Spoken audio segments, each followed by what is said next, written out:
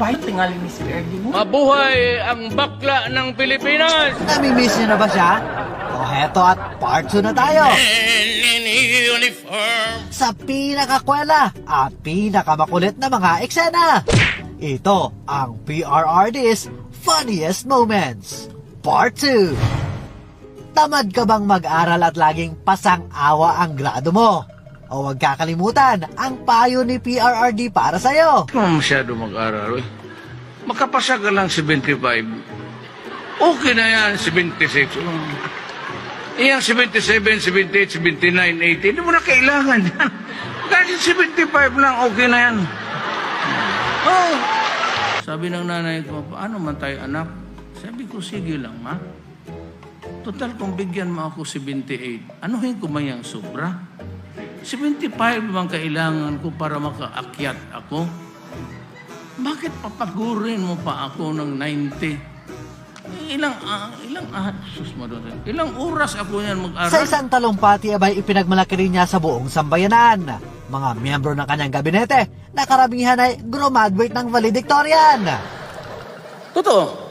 Doresa was valedictorian, pag-graduate. Puro yan sila valedictorian.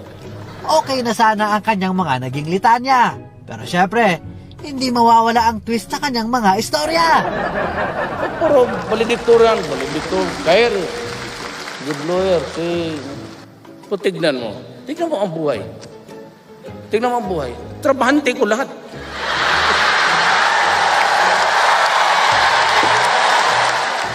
Hindi kayo makatulog. Sa 6 na taon ng kanyang panunungkulan, abay makailang beses din siyang dinalaw ng mga bisitang hindi inaasahan.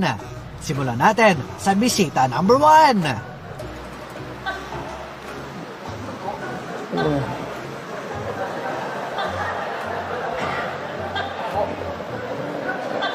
Lente nga taga Bacolod neng guladala ka ng toko dito. Eto namang bisita number 2, nagpainit na sa kanyang ulo. I don't mind. Tang na mo galit nainit ng ulo.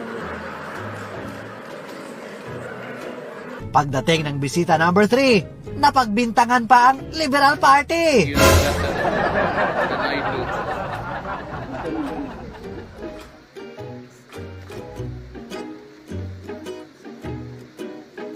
Liberal na.